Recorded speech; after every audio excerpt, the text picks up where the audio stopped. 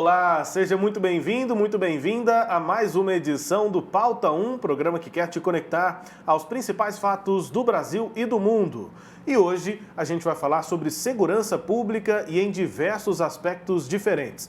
A gente vai começar falando sobre o debate atual a respeito da instalação de câmeras corporais nas fardas das polícias militares. Alguns estados adotam a medida, mas outros rejeitam essa ideia. Vamos tratar também da política nacional de segurança pública. Há décadas, governadores de estados cobram o engajamento do governo federal para mais investimentos no setor e buscam a coordenação para que as forças policiais trabalhem de forma integrada. A pergunta que fica é: você aí que nos assiste, se sente seguro? E um ponto importante para essa sensação, né, Samuel, é o combate aos chamados crimes violentos, que muitas vezes têm relação com o narcotráfico. Afinal, a gente está perdendo essa guerra? O programa de hoje também vai falar sobre a proposta de descriminalização da maconha, que é alvo de análise no Congresso Nacional e também no STF.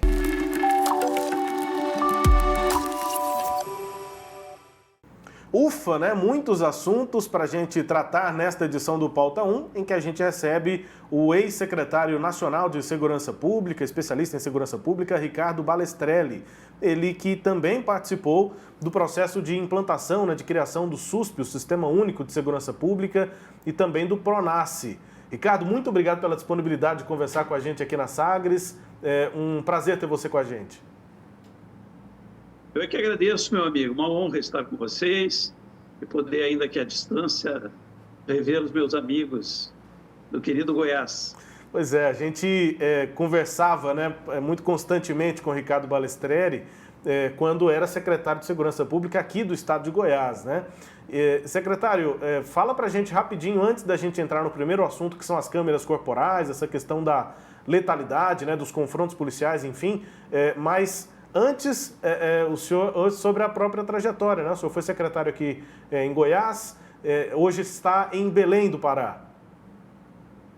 Eu hoje moro em Belém do Pará. Eu fui secretário durante 4 anos aqui de Cidadania e fui o autor intelectual e o coordenador do programa Territórios pela Paz e das Usinas da Paz. Esse programa que o governo federal hoje está utilizando como uma referência para todo o Brasil, e que trabalha nas raízes da violência e da criminalidade, oferecendo oportunidades de inclusão social, oportunidades de emprego, de qualificação profissional, enfim.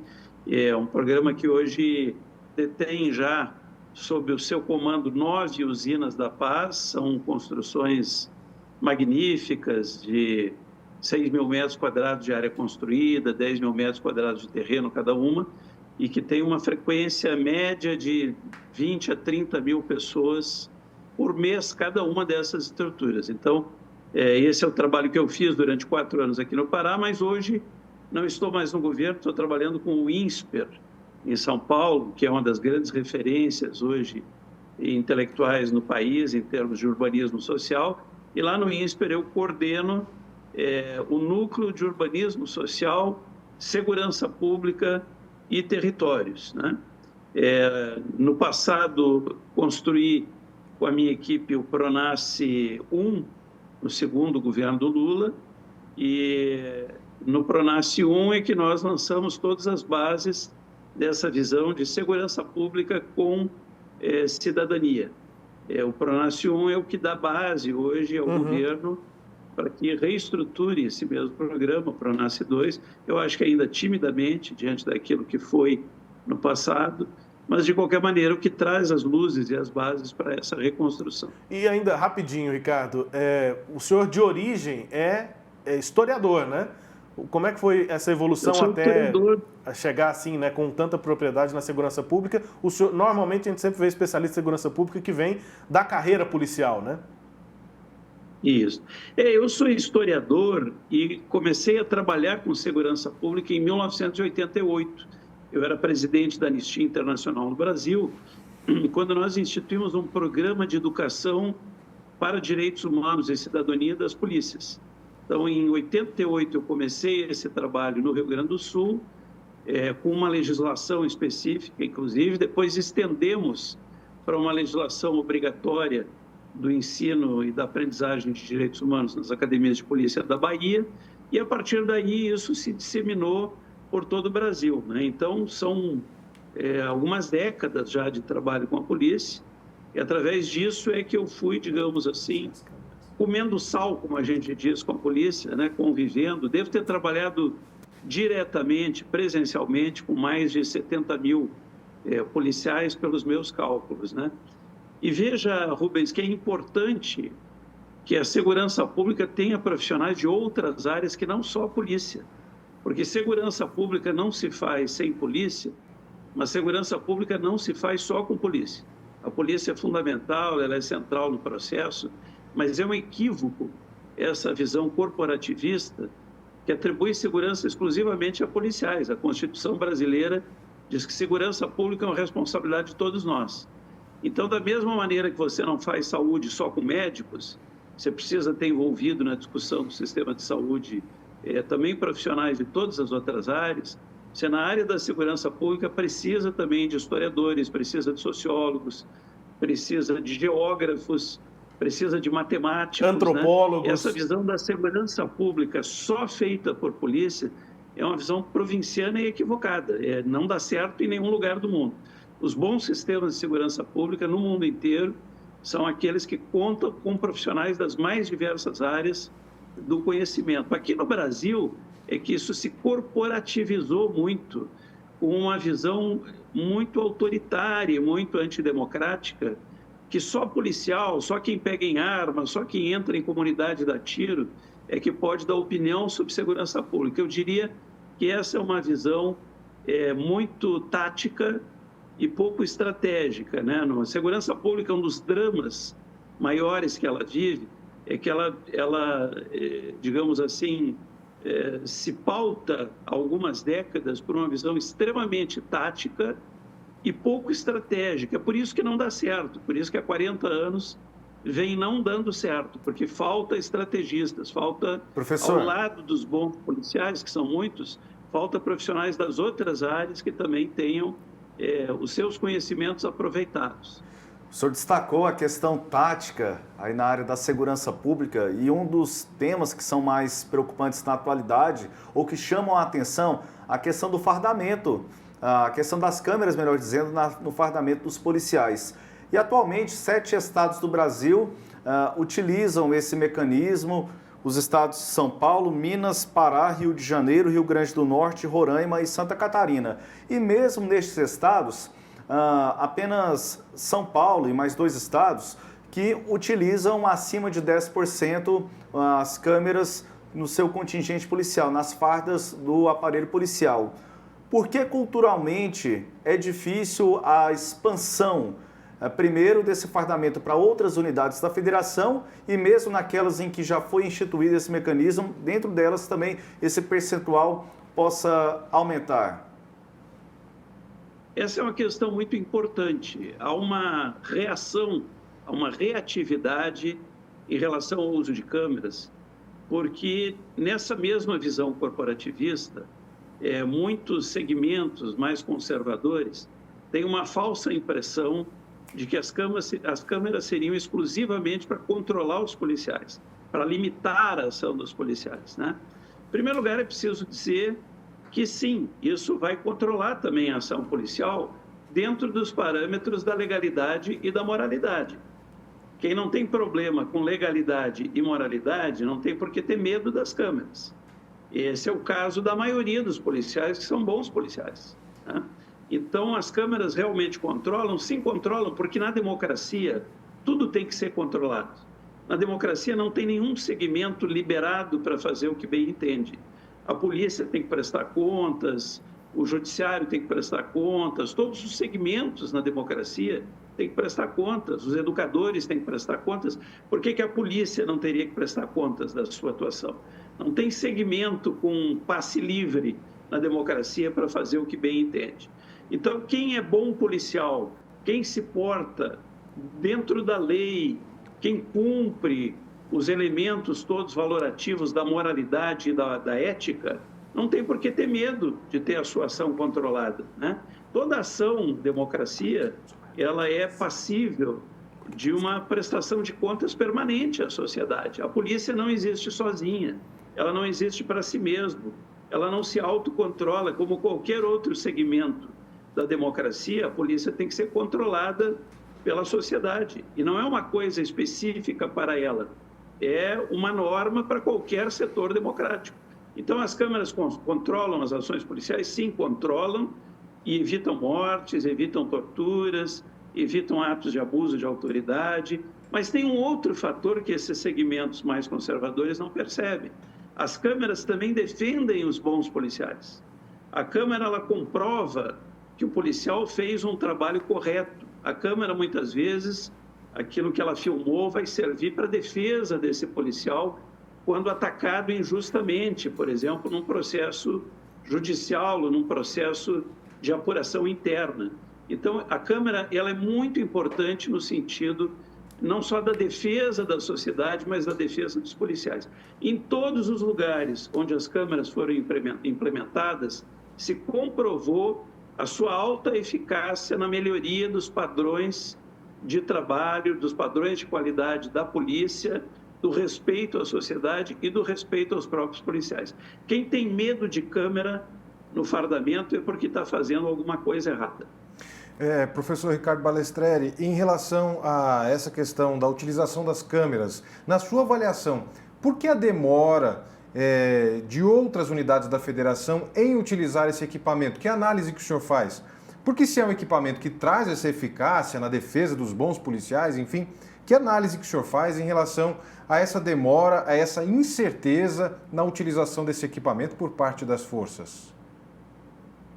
Eu acho que a demora é produto de falta de audição da área técnica, né? Quando você não ouve a área técnica, quando você não trabalha pautado pela boa técnica, você trabalha pautado por emoções, por sentimentos persecutórios, por paranoias. Olha, estão querendo colocar câmera no nosso uniforme para nos controlar, porque não confiam em nós, porque estão nos perseguindo. E aí a gente tem que repetir aquilo que eu dizia. A polícia não é um segmento à parte da sociedade. A polícia faz parte da sociedade.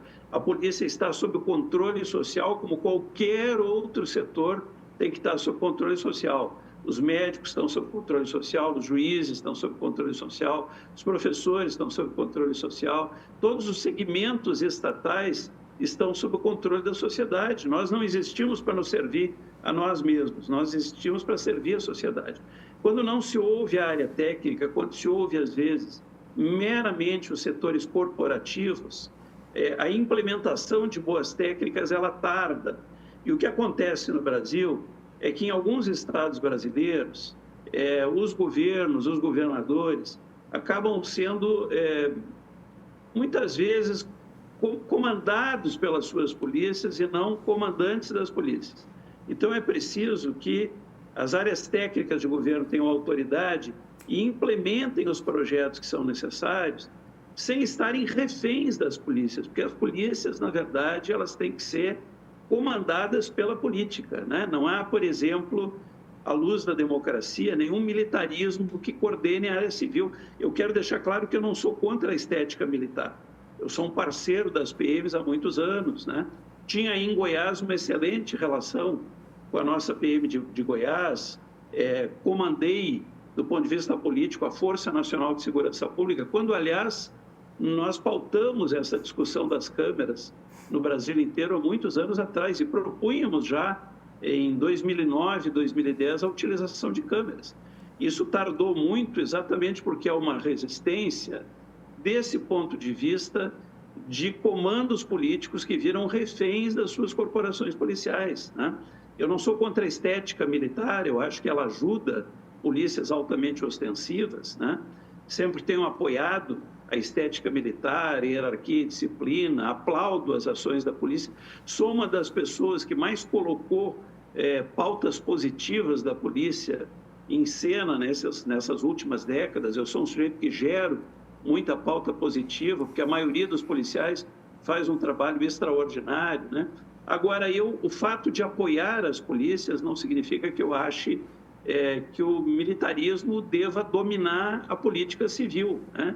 No mundo inteiro democrático, As instituições militares, elas são comandadas por civis. Não é o contrário, não é o militar que comanda o poder civil, é o poder civil que comanda o poder militar. Isso é da lógica mais básica, mais elementar da democracia. Aqui no Brasil, por uma herança de tantos anos de ditadura militar, nós continuamos ainda confundindo as coisas. Professor. Não é a própria polícia militar, por exemplo, que tem que dizer a forma estratégica como ela deve atuar. É claro que ela tem que ser consultada, ela tem que participar, ela tem expertise nessa área, né? Mas quem comanda o militarismo é o poder civil. Então, essa resistência ao uso de câmeras, ela é uma resistência corporativa, ela não é uma resistência fundada na lógica e ela não é uma resistência fundada numa visão realmente correta de democracia e de como é que a democracia funciona. Há uma questão também legal aí, né, professor, secretário, de autonomia dos estados, né? O governo federal, no começo desse segundo semestre, iniciou um processo de conversa com as secretarias de segurança pública para tentar padronizar, para tentar orientar nesse sentido e coordenar o processo de instalação das câmeras. O governo federal também tem papéis aí para o Sistema Único de Segurança Pública, o PRONASSE, que o secretário citou. Esses são assuntos, né, o envolvimento do governo federal. É isso mesmo, e agora a gente vai falar sobre a eterna busca pela integração das forças policiais. Antes a gente vai conferir uma avaliação, uma análise feita pelo ministro da Justiça e Segurança Pública, Flávio Dino, em uma audiência no Senado. Vamos conferir. Lembrar que os editais estão abertos, tanto para estados como para municípios. São 100 milhões mais 150 específicos para a segurança nas escolas, e mais que podem ser de guardas municipais, e mais 100 milhões específicos para as guardas municipais, porque no centro da nossa estratégia de estruturação do SUSP está a segurança pública no nível básico, que é executado pelas guardas municipais. Em relação à senadora Leila, eu também agradeço e a homenageio, como eu homenageio as demais mulheres, que foi um bloco feminino, que me coube a honra de responder. A senadora Leila me pergunta sobre o maior desafio, sem dúvida, é este da segurança pública, embora o Ministério seja Justiça e Segurança Pública, e tem muitos temas de regulação econômica, consumidor, proteção de dados, o Ministério é bastante amplo, mas, sem dúvida, eu tenho dedicado 80% do meu tempo a ajudar que a segurança pública melhore com a atuação dos 3 níveis federativos. Então, o maior desafio é esse, a principal marca é a estruturação do SUSP, Fundo Nacional funcionando, para que com isso a gente tenha um sistema cooperativo que funcione, integrado, e com isso a gente consiga ter maior eficiência no combate à criminalidade. Pois é, secretário, a prioridade, né? Os desafios aí é exatamente nesse sentido da segurança e o SUSP, o PRONASSE. Antes da gente falar sobre integração de polícias, investimentos, o ministro inclusive citou números, né, que parecem para os governos estaduais muito pequenos, né, muito baixos. Eu queria só retomar no último bloco e perguntar se o governo federal, professor, não deve também ocupar essa função de coordenação para as câmeras corporais. O governo federal tem esse poder ou legalmente ele não pode, digamos assim, direcionar essa instalação pelos estados? Olha, o governo federal tem o dever de ser indutor de políticas públicas, né? Ele não tem, digamos, o direito legal de comandar a segurança nos estados e nem deve, mas ele tem a obrigação moral, eu diria, de induzir políticas públicas. Durante o PRONASSE 1, nós fizemos intensamente isso.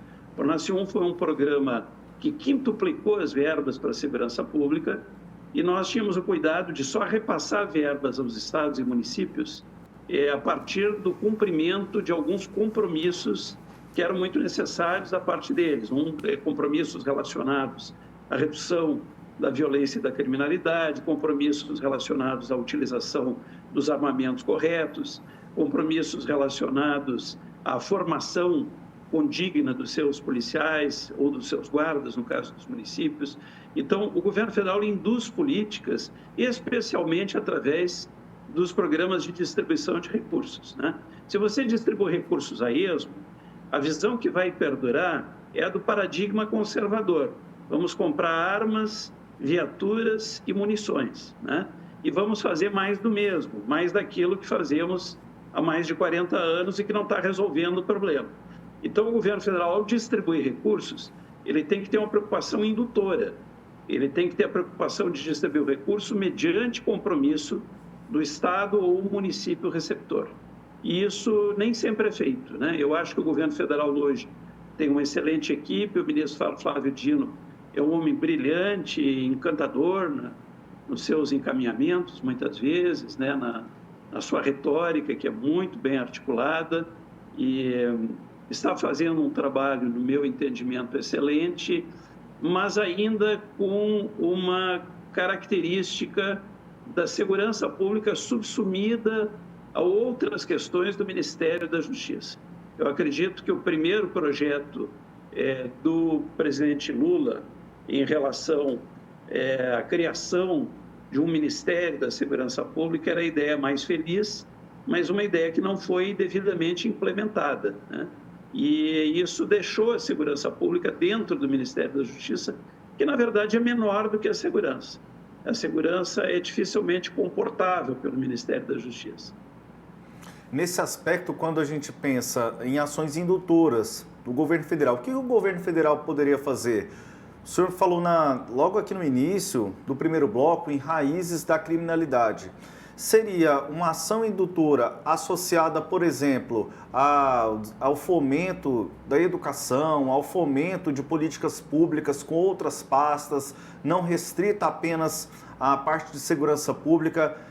Isso seria um tipo de ação indutora, pensando na integração das forças de segurança, atacando de fato a raiz do problema?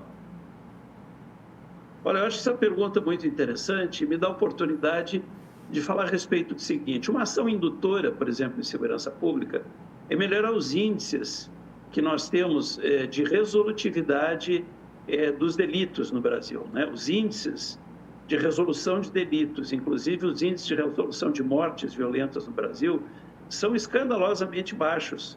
O Brasil é um país que investiga muito mal. Então, nós precisamos melhorar esses índices até para mudar esse tipo de política que existe de incursão em territórios vulneráveis. Há 40 anos se faz política no Brasil tentando reduzir o crime através de incursões violentas em favelas, né? E não é que a gente vá passar a mão por cima do crime que ocorre na favela. Todo crime é tirânico, todo criminoso precisa ser combatido nesse sentido.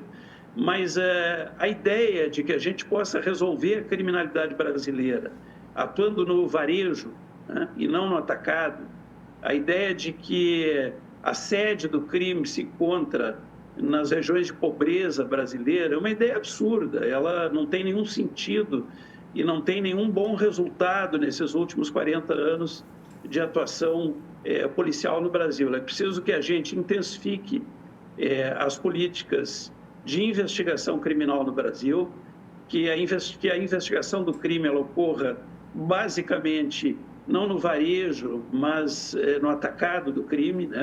As lideranças criminais no Brasil não moram em favelas, não é lá que nós vamos resolver o problema do crime. Há poucos dias atrás aí houve uma apreensão de 45 fuzis num condomínio de luxo, e isso é uma realidade em todo o país, né? A liderança do crime não se encontra no meio da pobreza. É preciso que a gente definitivamente passe a entender o crime como um grande negócio. E aí, nesse sentido, a investigação criminal é importantíssima. Os índices de resolução de crime no Brasil são pífios. Então, um tipo de indução que é possível e preciso fazer no Brasil, por exemplo, é a indução pela melhoria da resolução dos índices criminais no Brasil, que vai nos levar necessariamente a seguir o dinheiro. Você quer resolver o crime? Tem que seguir o dinheiro, né? Os americanos e ingleses dizem follow the money.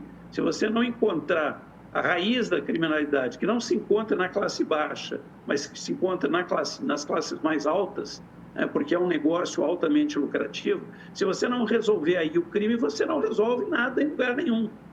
Porque não adianta só ficar prendendo gente a rodo, como se faz no Brasil, ou matando gente a rodo, como muitas vezes se faz, com a ilusão romântica que isso vai reduzir a criminalidade.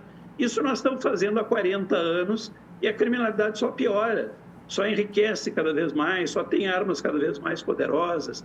Então nós temos que deixar de ter essa visão populista de atuar simplesmente para aplacar os desejos, né, de vingança, e temos que atuar de maneira mais científica na resolução da criminalidade.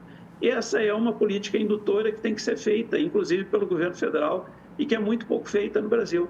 Eu acho que foi feita intensamente nos 3 anos de Pronasce, de 2008 e 2010, e depois isso parou. Professor, o senhor preza muito pela qualificação, né? A gente que acompanhou o trabalho, que acompanha ainda o trabalho do senhor, que foi secretário aqui de Segurança Pública em Goiás, depois secretário nacional também, atuou também... Foi secretário nacional antes de vir para cá. Isso mesmo, Rubens, obrigado. E também aí em Belém do Pará, ainda que em outra pasta, secretário, a qualificação desses profissionais, quando a gente fala em integração das forças policiais, ela estaria à altura do que se espera que seja feito pelas forças de segurança, secretário? Existe estrutura para que haja essa qualificação desses profissionais?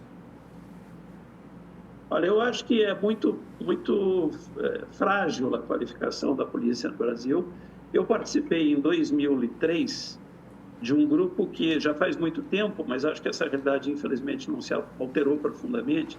Participei de um grupo que investigou no Brasil inteiro, a partir de uma contratação do Sistema ONU, investigou em todo o Brasil a qualidade do ensino policial, né? Eu fiz parte desse grupo. E as conclusões que nós chegamos foram estarrecedoras, né? O ensino ele é formalmente bom, nós temos excelentes academias de polícia no Brasil inteiro. Temos uma academia de polícia, por exemplo, civil lá em Goiás, que é de primeiro mundo, ela é um exemplo para o mundo inteiro, né? Rarissimamente nós encontramos em qualquer país uma estrutura, como por exemplo a estrutura de academia de polícia civil lá de Goiás, né? Isso sem demérito das estruturas da polícia militar e de outras estruturas que nós temos em outros estados, né? Agora, o ensino policial no Brasil, ele é muito formalístico, né? Ele ainda, metodologicamente, ele está muito ligado à decoreba. Então, por exemplo, se você pegar uma disciplina como Direitos Humanos e você analisar os currículos brasileiros, diante das queixas do mundo inteiro que a polícia não aprende direitos humanos no Brasil, você desmoraliza facilmente essa queixa, porque você comprova que há conteúdo, sim, de direitos humanos em todas as unidades acadêmicas da polícia brasileira, se ensina muito direitos humanos, só que quando você vai averiguar a qualidade do ensino, a metodologia, de maneira geral, com algumas honrosas e excelentes exceções, mas a metodologia é muito ruim. É uma metodologia de decoreba, de decorar artigos nacionais e internacionais relacionados a direitos humanos e depois prestar provas sobre essa decoreba. Então, isso não é estudo de direitos humanos. Para você ter um estudo real de direitos humanos, seria preciso um método mais participativo, seria preciso estudo de casos, seria preciso direito ao contraditório na sala de aula, né? As instituições policiais, em geral, têm um problema de conviver com o contraditório, né? Os alunos, de forma geral, são muito manipulados, muito manejados, muito oprimidos por autoritarismo em sala de aula, né? O chamado currículo oculto, que é aquele que não é professado verbalmente, né? E não é professado por escrito, mas é aquele que está presente no dia a dia das academias, é um currículo de muita opressão, de muito pouco diálogo, né? As instituições policiais brasileiras são instituições onde ainda há muito bullying, há muita perseguição em relação a alunos, em relação aos estratos mais baixos da polícia, né? Nós temos um processo no Brasil de duplo ingresso na polícia, você ingressa como delegado, ou você ingressa como agente, você ingressa como soldado, ou você ingressa como oficial, né? Isso é um erro crasso na segurança pública brasileira. As boas polícias do mundo inteiro, elas têm só uma porta de ingresso. Você ingressa e aí você vai crescendo internamente. Isso diminui muito as práticas de bullying, as práticas persecutórias, as práticas de sufocamento do contraditório interno, né? Então, o problema no ensino policial brasileiro é que você tem pouco direito dentro das academias ao contraditório. O aluno não consegue discutir processos, ele decora, né? E ele reproduz depois aquilo que foi decorado. É preciso que o ensino policial brasileiro seja revisto à luz das metodologias contemporâneas de ensino. E isso algumas academias conseguiram fazer, mas não é o caso da maioria. Todos os estudos que se fazem, inclusive posteriores a esse que nós fizemos lá em 2003, em 2004, todos os estudos posteriores demonstram que é preciso haver uma grande mudança do ponto de vista de permitir maior participação do aluno policial, para que ele consiga se elucidar mais do ponto de vista da consciência moral e da consciência intelectual autônoma, né? Precisa utilizar esses princípios da chamada construtividade dentro do ensino policial. A Matriz Curricular Nacional de Ensino, que foi feita sob os auspícios da minha gestão na Senasp, ela propõe o ensino construtivo, aquele que é elaborado a partir do diálogo com os alunos. Mas isso, de fato, ainda não caiu na realidade do dia a dia do ensino policial, porque a visão de autoritarismo, de verticalismo, ainda é muito forte. Nós precisamos construir uma polícia com uma visão intelectual e uma visão também de juízo moral em relação à sociedade muito mais democrática. A democracia tem que ingressar mais na cultura policial. Secretário, algo citado aqui pelo Johan na abertura do nosso programa, né, que é a questão do combate ao tráfico de drogas, o quanto crimes violentos que passam muito para a gente a sensação de insegurança são relacionados ao tráfico de drogas. Em meio a uma guerra, ganha força o debate aqui no país sobre a descriminalização da maconha. Samuel? Pois é, Rubens. O Supremo Tribunal Federal deve retomar julgamento sobre o assunto agora no mês de novembro, que vai decidir se o porte de maconha para uso pessoal é crime. O processo tem vistas de André Mendonça e o placar está em 5-1, faltando um voto para que esse porte não seja crime. Aquela crítica do traficante formiguinha. No meu voto, eu deixo isso bem claro, que essa diferenciação em relação a analfabetos, jovens, negros, brancos, mais de 30 anos e curso superior, se dá entre 25 e 59, nas mesmas condições onde a única prova do tráfico é a quantidade de droga. Obviamente, se alguém estiver com 10 gramas, com um revólver na cintura, vendendo com dinheiro, isso é tráfico. Agora, quando só o peso estiver em jogo, aí fica a subjetividade muito grande. Então, por isso, evitar exatamente essa subjetividade para o sistema penal. Porque lá, por exemplo, aqui um bunker de droga, então, o traficante na hora vai, pega 15 gramas e é pego bem na hora que está vendendo. Aí tem outras questões, balança, eu até citei no meu voto, delivery. Hoje nós temos as grandes capitais, igual tem iFood, tem aplicativo delivery de entrega de drogas. Aí claramente é tráfico independentemente do peso. Uma pergunta que eu faria, qual foi a última vez que nós ouvimos falar que um grande barão das drogas foi preso? Só vejo menino pobre preso. Bom, na primeira turma nós tivemos uma experiência ruim, que pegávamos assim, não sabíamos nem como é que entrava, né? 1 tonelada de cocaína, 1 tonelada de maconha, e nós ficávamos perplexos com aqueles habeas corpus, por onde é que entrava aquilo tudo. Mas que, basicamente, a gente teve uma experiência de não punir. Nós já tivemos casos na primeira turma de 600 quilos de pasta de cocaína, que dá para vender no mundo em torno de 3 toneladas. No Brasil, chega até 5. Com uma misturinha aqui, tá? Chega até 5 toneladas. Então, aí são grandes traficantes. Mas o ministro Luiz Roberto Barroso tem razão. Para cada um desses, são milhares de jovens. O combate ao tráfico se dá com a inteligência, a utilização de inteligência e, principalmente, nas fronteiras, para evitar que entre. O Brasil não é produtor de cocaína. Os ministros têm analisado a inconstitucionalidade do artigo 28 da chamada Lei de Drogas. E, professor Ricardo Balestreri, nós vimos aí os ministros discutindo a respeito da subjetividade, da quantidade de gramatura. O ministro Alexandre de Moraes citou 10 gramas, o ministro Luiz Roberto Barroso, no início, no seu posicionamento, ele citou 25 gramas, depois ele mudou para 100 gramas, outros ministros colocaram posicionamentos a respeito de 60 gramas. Por que essa questão ela soa tão subjetiva a respeito da quantidade de droga que pode ser encontrada com a pessoa e isso ser identificado, ora como tráfico de drogas, ora como uso pessoal? Olha, o grande problema no Brasil, em relação a essa questão da guerra às drogas, é que isso tudo não é pautado pela racionalidade e por uma visão científica de segurança pública. Nós estamos há 40 anos numa guerra às drogas no Brasil inteiro e o resultado é um fiasco absoluto. O crime está cada vez mais poderoso, as drogas estão cada vez mais distribuídas, as armas do crime são cada vez mais sofisticadas. Então tem alguma coisa muito errada acontecendo aí. Quando você tem 40 anos de maus resultados, o natural seria que você repensasse isso.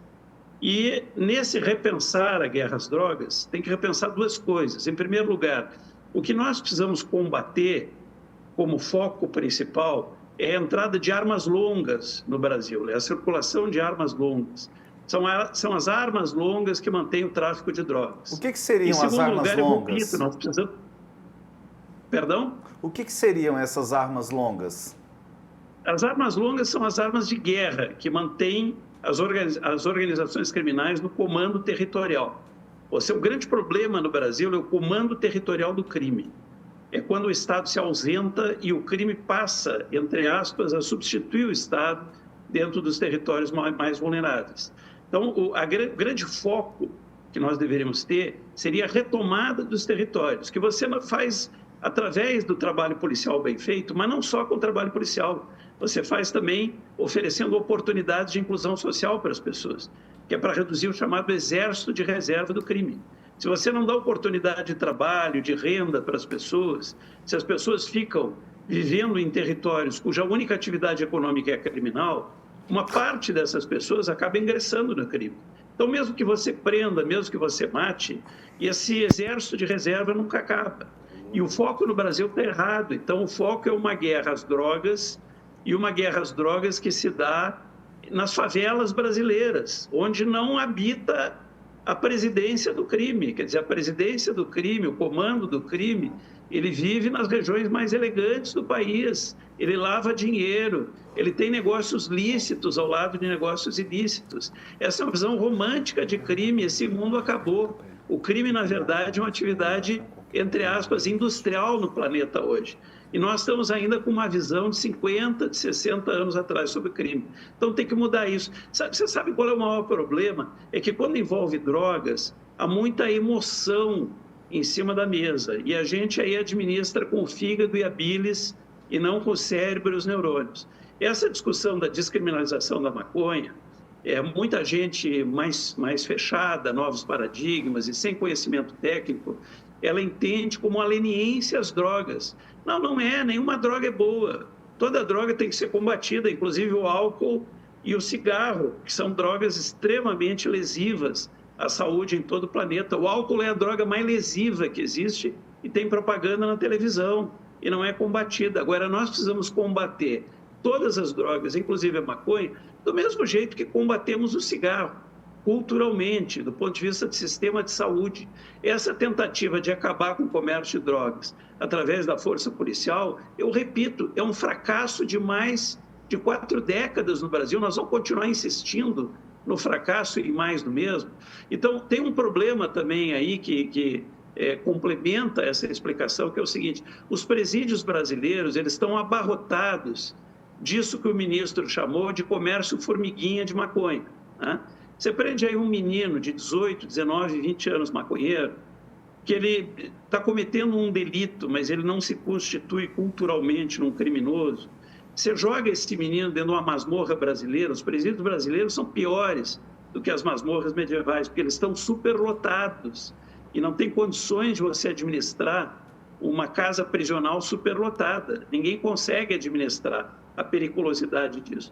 Então, você joga esse menino de 18, 19 e 20 anos num presídio brasileiro e lá ele será cooptado pelas organizações criminais. Os presídios hoje no Brasil são fábricas de criminosos. Então é preciso... Quando eu cheguei aí em Goiás, eu dei uma declaração que foi mal entendida, e até um órgão de mídia aí reproduziu, dizendo que o novo secretário queria soltar os presos. Não, eu me referi a esvaziar os presídios daquelas pessoas de grau de pequeníssima periculosidade ou de periculosidade nenhuma. A maioria desses meninos maconheiros que estão presos no Brasil, eles não usaram violência, eles não portavam arma, eles não constituem quadrilha, eles foram presos por pequeníssimas quantidades de drogas, em geral vendidas para comprar droga para consumo pessoal. E essas dezenas de milhares, seguramente hoje mais uma centena de milhares de pessoas que estão presas no Brasil, que não representam perigo, estão se estragando nos presídios, estão entrando nas organizações criminais, estão virando massa de manobra dentro do presídio. A emoção aconselha mal as pessoas por falta de conhecimento técnico. O povo no Brasil acha que prendendo todo mundo vai resolver alguma coisa. Faz 40 anos que se prende todo mundo no Brasil. Quando se diz que no Brasil a polícia prende e a justiça solta, é mentira. Os índices objetivos de soltura criminal demonstram isso. Às vezes a justiça solta quando o inquérito é muito mal feito. Os inquéritos no Brasil, de maneira geral, são um horror, são muito mal feitos. Não dão sustentação à justiça para manter a prisão. Professor. Então, mas é muito pouca gente que é solta. A maioria fica no presídio, se estragando no presídio. Professor, desculpe interromper o seu raciocínio. É que o senhor falou anteriormente que forças policiais, o crime, nem sempre só com policiais é que se combate. Em relação a essa discussão da descriminalização da maconha, me parece que é o mesmo caso. Me parece educação, saúde pública e também a questão da segurança pública. E é inevitável essa pergunta agora, professor. A opinião do senhor em relação a essa discussão, o senhor é favorável ou é contrário a essa descriminalização da maconha? Eu sou favorável a se fazer no Brasil aquilo que se fez em Portugal, que reduziu muitos problemas na área policial e reduziu, inclusive, o uso da maconha. Portugal, ele legislou sobre a chamada natureza e a quantidade da droga. É isso que nós fizemos no Brasil. Hoje a legislação é muito ruim sobre a questão da quantidade, por exemplo. Fica muito ao discernimento do juiz se essa quantidade constitui ou não tráfico. É uma coisa muito subjetiva. E aí nós temos o problema do juízo social, né? Se o sujeito é pobre, se é negro, se veste de um determinado tipo de forma, se usa determinado tipo de linguagem, ele já é taxado imediatamente como traficante, mesmo que tenha uma pequeníssima quantidade de maconha. Se é um menino de classe média alta, branco, bem dotado do ponto de vista econômico, enfim, de maneira geral não vai preso. Nós sabemos como as coisas funcionam no Brasil. E esse é o problema de uma legislação subjetiva. Tem que deixar muito claro e de maneira subjetiva o que é o pequeno tráfico, o tráfico formiguinha. O lugar desse menino que faz tráfico formiguinha não é a cadeia, tem que ter pena alternativa para ele. Na cadeia, eu repito, ele vai ser cooptado pelas organizações criminais e vai adensar o problema criminal no Brasil, né? Eu sei que muita gente que me ouve agora vai ouvir com emoção, dizer, mas esse cara está querendo facilitar para o pequeno traficante. Não, eu estou querendo facilitar para a sociedade. Esse menino no presídio só vai servir para estragar a vida dele e estragar a nossa vida, porque ele vai sair do presídio articulado com a organização criminal, porque os presídios estão abarrotados. Mais uma vez eu digo, é impossível administrar os presídios brasileiros com o volume de gente que tem no presídio. E não adianta fazer mais presídio, porque os novos ficam também abarrotados. E aí é preciso, então, definir a quantidade e a natureza. O que é a natureza? Tem drogas que são criminógenas, que geram criminalidade, e outras não são criminógenas. Vou dar um exemplo aqui que demonstra um pouco a hipocrisia da sociedade brasileira. A droga mais criminógena que existe, conforme a ONU, é o álcool. O álcool é a droga que mais gera criminalidade no mundo inteiro. Secretário. E nós estamos vendendo álcool na televisão. A questão do nosso tempo, infelizmente, ele é impositivo, mas eu acho que o nosso programa foi extremamente produtivo. A gente teria e tem assunto para outras edições e a gente espera sempre contar com a disposição, com a disponibilidade do senhor de conversar com a gente. Um ótimo trabalho para o senhor no INSPER também, mas em tantas outras pesquisas que o senhor desempenha. Um abraço, obrigado pela conversa com a gente aqui. Olha, eu é que agradeço. Tenho um imenso carinho pelo povo de Goiás, uma imensa saudade dos amigos e amigas goianas. E fico muito feliz com essa oportunidade de estar aqui com vocês. Obrigado. Professor Ricardo Balestreri, ex-secretário nacional de Segurança Pública, foi secretário aqui também em Goiás e participou dos processos de implantação do Sistema Único de Segurança Pública, também do PRONASSE. Obrigado pela entrevista e agradecer também a você que nos acompanhou até aqui nesta edição do Pauta 1 sobre segurança pública. Eu sempre deixo aqui esse recado. Nós estamos conectados pelas redes sociais da Sagres, você pode, por lá, apresentar para a gente qual pode ser a nossa próxima pauta. Obrigado pela companhia, até a próxima edição aqui do Pauta 1.